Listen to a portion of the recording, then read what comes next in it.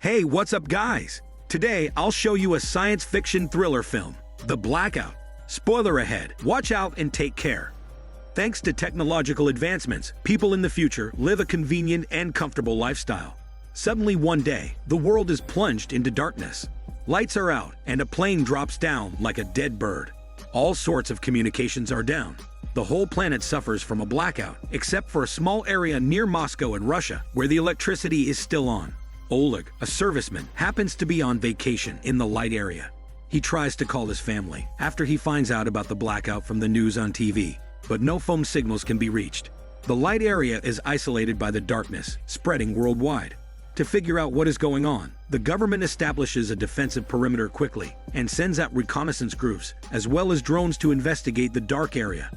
Everyone living in the dark area is dead and their bodies scatter all over the place. Oleg is ordered to check in a newly built base called Outpost, the only effective defense that humans have right now. During a meeting, a leader introduces that the dark area is far more dangerous than people could even imagine. 5 teams of soldiers have been sent inside the dark area, but none of them comes back from it. However, a corpse is brought back from the dark area by a team that only reaches the edge of the danger zone. The autopsy states that the person is killed by a virus that inhabits inside the person. It seems like all people in the dark area are killed for the same reason. It sounds bizarre and hard to believe, but this is the only explanation that seems logical. On that night, a large number of unknown creatures are flocking towards the base from the forest 3 kilometers away. Radar shows that the unknown attacker group is massive. They are bigger than human and they are moving very fast.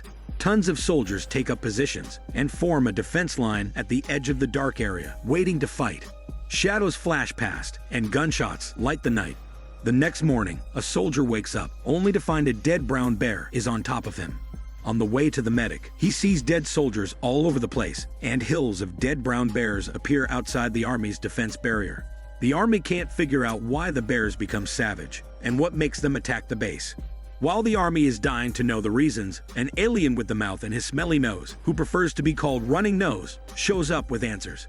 It turns out, 200,000 years ago, after the aliens' original planet ran out of resources, they created humans based on their appearance and bred humans on Earth in order to cultivate Earth to be more suitable for aliens as their replacement planet. The alien creators have superpowers, but the humans are created inferior to them. But it's unclear why humans are created much more good-looking than the aliens themselves. After all the developments humans made in the past years, the young planet Earth is finally habitable for the aliens. And now they are coming to take over the planet.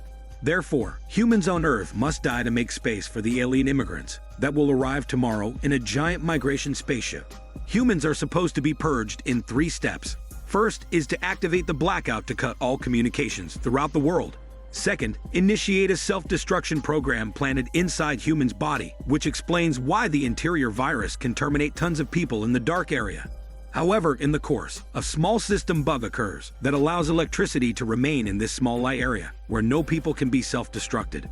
But there is an alien puppeteer with a mind-controlling superpower who can fix this bug by manipulating people's thoughts. He's going to dominate 160 million dead people from the dark area, turning them into his puppet army to fight against those survivors in the light area, which is also called the 3rd step. The savage bears are like the foreplay before the real thing. To win this battle, the remaining human beings have to kill the puppeteer before he launches the attack. The reason why Running Nose is willing to assist humans in fighting against his own race is because he sees himself as a human's god that wants to keep his creations alive, as well as to lead them to a brand new civilization. He knows that the puppeteer is hiding on Earth, but he doesn't know where exactly. A survived soldier coming back from the quarantine zone has somehow gained a psychic ability that can allow him to create a psychic link with the puppeteer. The psychic soldier is the other reason why Running Nose wants to help humans. Later, many trucks of fighters accompanied by Oleg and Running Nose are sent out to kill the puppeteer. After the psychic soldier locates his position with Running Nose's help, the psychic soldier stays at the base due to his leg injury. At the same time, the puppeteer sees the humans' plan via the psychic soldier's mind, so he orders his zombified army to attack the outpost base immediately. Human soldiers are in a fatal war with a large number of enemies. Soon the sky is lightened by different flare bombs from the human side. The purple ones are used to show the need for backup, while the red ones mean the emergency. Situations back at the base are not positive either.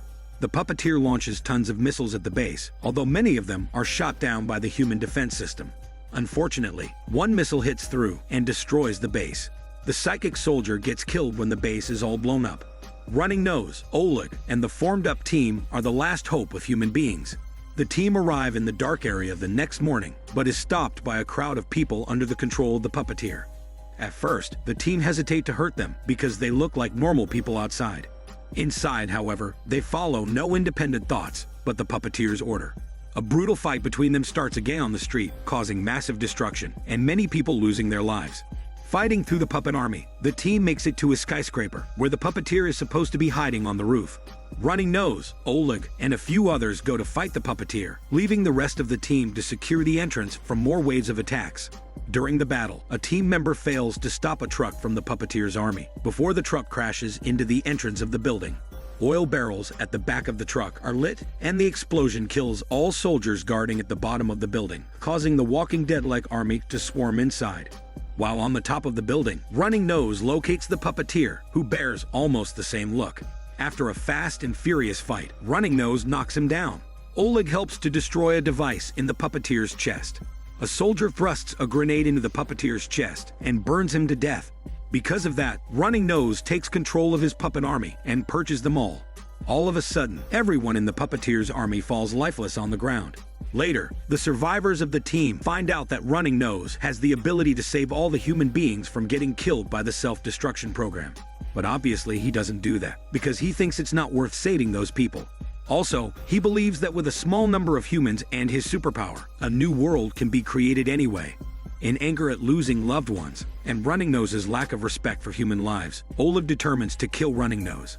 The remaining members of the team fight with Running Nose, but he can create many identical incarnations to avoid the attacks.